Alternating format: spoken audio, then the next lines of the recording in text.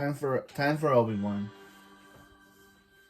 So, you have some Star Wars milk for me? Milk. Like the blue milk? No, like another way to milk the franchise we bought for billions of dollars. Oh, right. Yes, sir, I do. Amazing. So what did you have in mind? I was thinking we'd do an Obi-Wan Kenobi show for Disney+. Plus. Oh, that's a very recognizable name. It sure is, sir. So this would take place 10 years after Revenge of the Sith, and Obi-Wan is living on Tatooine and looking at a little boy through some binoculars.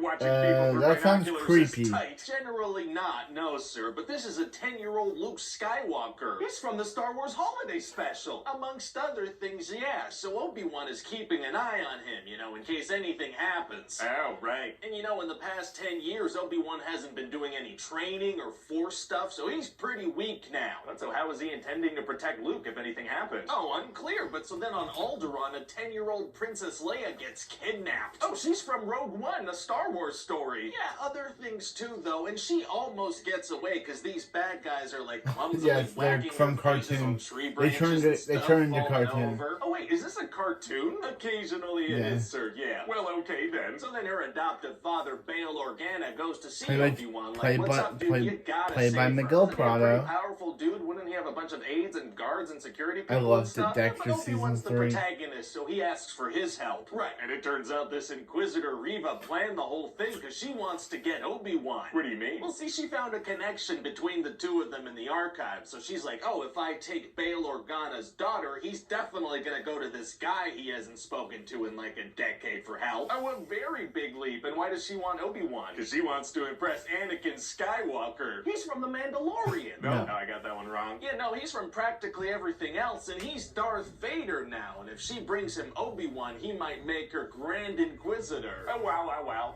Wow. So Reva actually ends up stabbing the current Grand Inquisitor because he wanted to take credit for capturing Obi-Wan, who then escapes with Leia. Reva has Force powers. She does, and we're going to find out later that she was actually a Jedi youngling who survived Order 66 when Anakin tried to kill her. And so she works for him now? Yeah, she became a ruthless hunter who kills Jedis because... Okay, yeah. Here's the problem with this story. Here's the problem with this show. Reva is not a very good bad guy because her story is kind of boring. Her whole thing is that she survived Order 66 and she killed Jedis. So she went on to join the Empire to kill Jedi so she could kill the guy that killed Jedis. It just doesn't work as a story maneuver. It's just like saying, oh hey, you joined a killer because he killed people. So you kill people because you want to kill the killer that killed people. It just doesn't, it's just not a good story. It's not a very good storyline.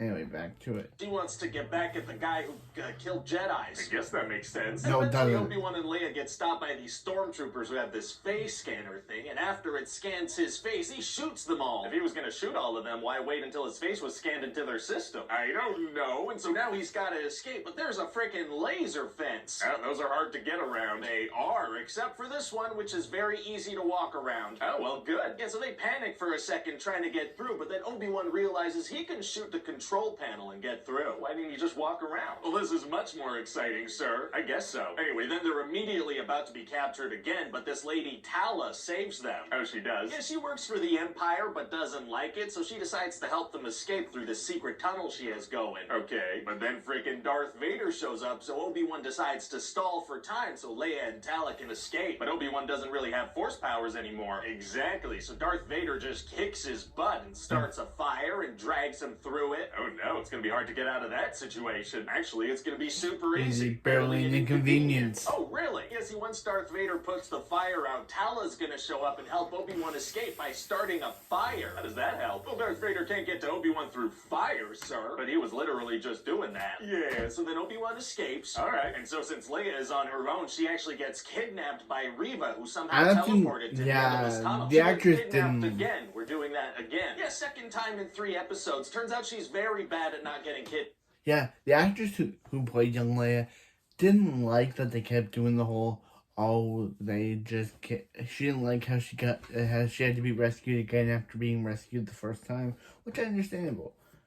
And yeah, she didn't like how in episode 4 they had to rescue her again after being rescued the first time.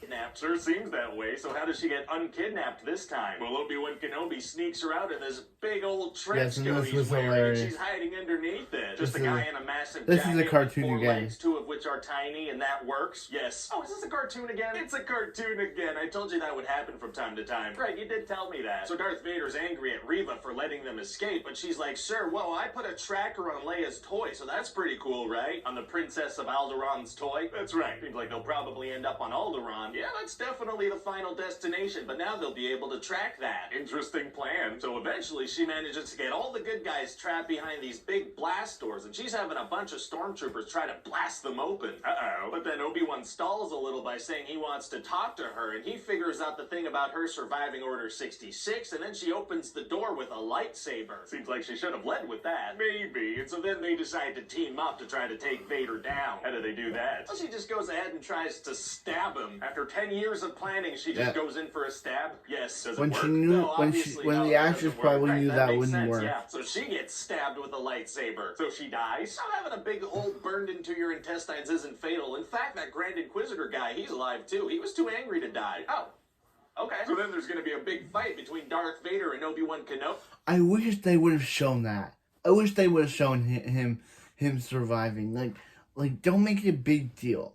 Like show us him being brought back, or show like them somehow little bit like resurrecting him a bit, so we don't know. Show someone resurrecting him a bit, so we don't know that it's him being resurrected. Not just have him just bring her get stabbed and him be like, "Yo, I'm back." It just didn't. It just that just made me mad. But Obi-Wan still doesn't have force powers. Oh, well, those come back. Oh, they do. What happens? He thinks about stuff and they come back. Well, great. So Vader gets to high ground and buries Obi-Wan under some rocks and then walks away and leaves him for dead. Okay, does nobody take a second to verify that the person they've tried to kill is actually dead? Not in this particular show, no. Oh, okay. And then Obi-Wan escapes and slices Vader's helmet open and they have a little chat. About what? Well, Vader's like, hey, I'm the one who killed Anakin Skywalker, okay? And he's kind of crazy happy about it. Wow. So then Obi-Wan is like, wow, well, okay, then I guess my friend truly is dead, and he walks away. Darth. Wait, why doesn't he kill him if he truly thinks his friend is dead and this is a crazy murderous monster guy? Well, Vader's got to be in several movies after this, so it's kind of like, oh, it's a contract issue. He's got to be in those movies. Right, and meanwhile, Reva has figured out who Luke Skywalker is. How did she figure that out? Well, it turns out Bail Organa sent Obi-Wan a message being like, hey, I know we said no communication, but here's a detailed communication because I think maybe something happened to you.